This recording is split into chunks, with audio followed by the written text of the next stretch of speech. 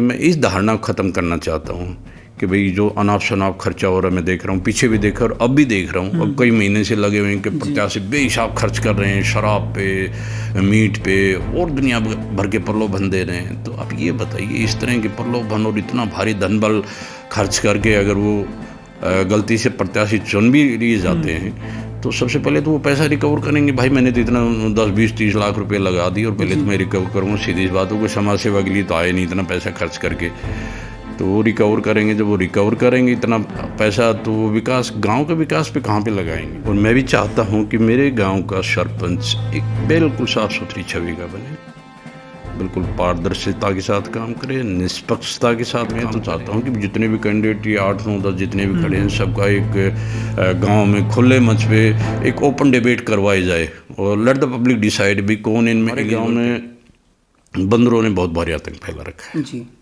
कई बहुत से इंसिडेंट हो चुके हैं जिन्हें खेल के मैदान की बहुत बड़ी समस्या है। कोई खेल का मैदान ऐसा नहीं है जिसमें हम कोई खेल सकें। मेरे प्यारे गाँव वासियों, चुनाव आज हैं, कल ख़त्म हो जाएंगे, लेकिन अपना भाईचारा, अपना सौहार्द बनाए रखें। नमस्कार, आप देख रहे हैं स्टेट न्यूज़ हरियाणा और मैं हूं अमित अमन। जैसा कि आप जानते हैं कि पंचायत चुनाव के लिए हरियाणा में पूरी गर्मा गर्मी भी हो रही है और गहमा गहमी भी लगातार चल रही है। और इसी बीच लगातार जो प्रत्याशी हैं वो भी आपके घर पे, आपके दरवाजे पर आ रहे हैं वोट के लिए। लेकिन क्या आपने कभी सोचा है कि आपके गांव की जो सरकार है वो कैसी होनी चाहिए, आपके गांव का जो सरपंच है वो कैसा होना चाहिए? और इसी को लेकर के आज हम विचार करने वाले हैं। और विचार करने के लिए हमारे साथ मौजूद हैं दमन सिंह जी यादव, जो कि खुद एक प्रत्याशी हैं सादत नगर गांव से, और ये सादत नगर गांव जिला रेवाड़ी के अंदर पड़ता है। तो चलिए, आपके लिए हम जानते हैं कि इनके अपने विचार क्या हैं और आपके लिए सरपंच कैसा होना चाहिए। नमस्कार सर, सबसे पहले आपका स्टेट न्यूज़ हरियाणा में स्वागत है। धन्यवाद अमित जी, आपने मुझे मौका दिया यहाँ पे आने का। और सबसे पहले मैं सभी ग्रामवासियों को, सभी शुभचिंतकों को दिवाली, धनतेरस और भैया दूज की शुभकामनाएं देता हूँ। भगवान करे आपके जीवन में हमेशा यूँ ही चमक दमक बनी रहे। जी सर, आप ये बताएं कि अगर आप वोटर हों तो आप अपने लिए कैसा सरपंच चुनेंगे? देखिए, अभी तक मैं वोटर ही रहा हूँ और मैं भी चाहता हूँ कि मेरे गांव का सरपंच एक बिल्कुल साफ़ सुथरी छवि का बने, बिल्कुल पारदर्शिता के साथ काम करे, निष्पक्षता के साथ काम करे और गांव के सभी कोनों में बराबरी का काम करे। ये नहीं कि इस मोहल्ले में ज़्यादा करवा दिया, उस मोहल्ले में ज़्यादा करवा दिया। पहले बात तो ये जो गाँव में जो मोहल्ला पाना सिस्टम है ये गलत है जी। क्योंकि हम स्पेशली देखते हैं जब भी सरपंच का चुनाव होता है, यार ये सरपंची तो मेरे मोहल्ले में आनी चाहिए, मेरे मोहल्ले में आनी चाहिए। नहीं, गलत है। हम सरपंच चुन रहे गांव का, ना कि किसी मोहल्ले पाने का जी। और अगर मोहल्ले पाने का चुनते हैं तो उसमें कई बार ये होता है कि एक अयोग्य कैंडिडेट आपका रिप्रेजेंटेटिव है वो चुना जाता है और फिर वो 5 साल के लिए हमें भुगतना पड़ता है। तो मैं ये चाहता हूँ कि भी आपका जो भी कैंडिडेट आए, मैं नहीं कह रहा कि मैं ही आऊँ, मेरे से और भी ज़्यादा योग्य हैं, मुझसे भी ज़्यादा योग्य होंगे। I am not the best. तो जो भी चुने अच्छे प्रत्याशी चुनिए, मैं ये चाहता हूँ। आप अभी चुनाव मैदान के अंदर हैं तो आपका खुद का विज़न गांव के लिए क्या है? विज़न मेरा ये है कि मैं इस धारणा को ख़त्म करना चाहता हूँ कि भाई जो अनाप शनाप खर्चा हो रहा है, मैं देख रहा हूँ, पीछे भी देखा और अब भी देख रहा हूँ। अब कई महीने से लगे हुए हैं कि प्रत्याशी बेहिसाब खर्च कर रहे हैं, शराब पे, मीट पे और दुनिया भर के प्रलोभन दे रहे हैं। तो आप ये बताइए, इस तरह के प्रलोभन और इतना भारी धन बल खर्च करके अगर वो गलती से प्रत्याशी चुन भी लिए जाते हैं तो सबसे पहले तो वो पैसा रिकवर करेंगे। भाई मैंने तो इतना 10-20-30 लाख रुपए लगा दिए और पहले तो मैं रिकवर करूँगा। सीधी बात हो, कोई समाज सेवा के लिए तो आए नहीं इतना पैसा खर्च करके, तो वो रिकवर करेंगे। जब वो रिकवर करेंगे इतना पैसा तो वो विकास, गांव के विकास पे कहाँ पे लगाएंगे। बल्कि मैं तो चाहता हूँ कि जितने भी कैंडिडेट, ये 8-9-10 जितने भी खड़े हैं, सबका एक गांव में खुले मंच पे एक ओपन डिबेट करवाई जाए और लेट द पब्लिक डिसाइड भी कौन इनमें एलिजिबल कैंडिडेट है जिसमें ऑलराउंड परफॉर्मेंस देने की क्षमता है, और उसके हिसाब से कैंडिडेट आप चुनिए। मैं नहीं चाहता, मैं नहीं कहता कि मैं ही सबसे उत्तम हूँ, आप मेरे से बहुत उत्तम है भाई। ये तो सब में सब क्वालिटी है। मैंने हर आदमी को इन कोई कमी होती है, सब में एक सारी क्वालिटियाँ नहीं होती हैं।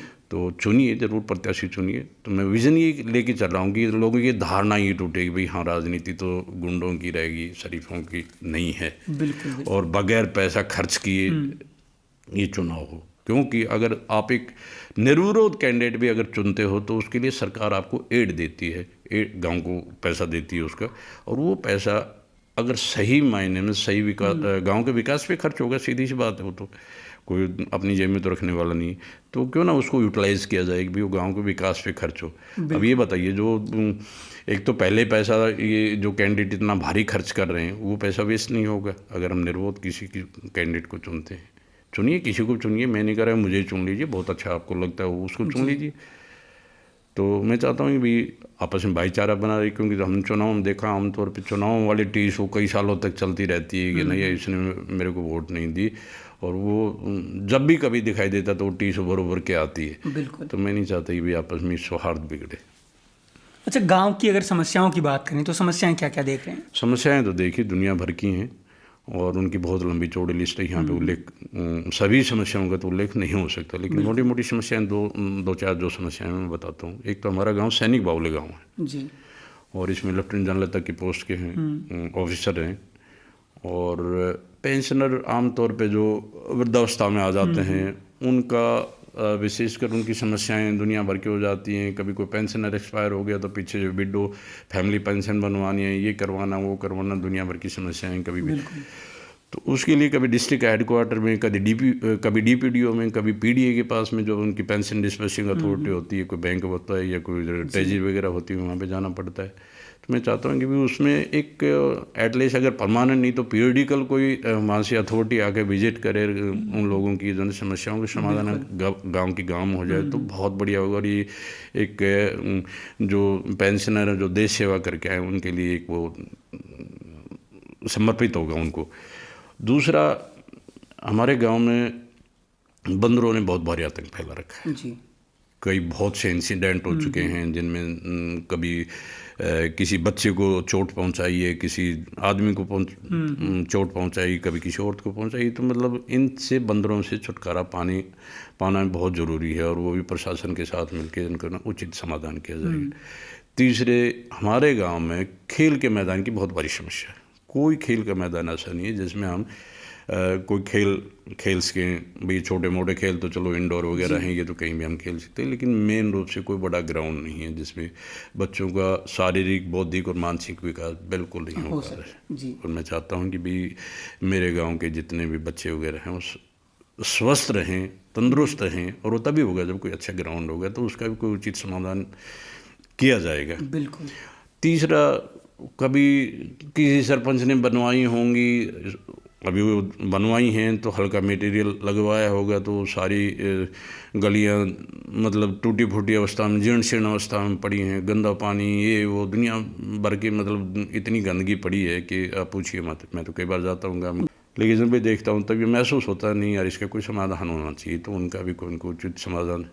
इसके अलावा और भी बहुत सी समस्याएं हैं। सही बात है। तो आप अपने वोटर को, जो कि कल को वोट करने वाला है, उसको क्या संदेश देना चाहते हैं? भाई मेरा संदेश तो सबसे पहले ये है, मेरे प्यारे गांव वासियों, चुनाव आज हैं कल ख़त्म हो जाएंगे, लेकिन अपना भाईचारा, अपना सौहार्द बनाए रखिए। आपस में छिटाकसी ये वो मत करिए, लड़ाई झगड़ा दंगा फसाद, क्योंकि मैं देख रहा हूँ कि पिछले कुछ सालों से माहौल थोड़ा सा गर्माता जा रहा है। तो ये बदलिए, आप अपने आप को आप चुनिए, अपने प्रत्याशी को चुनिए, प्यार से चुनिए।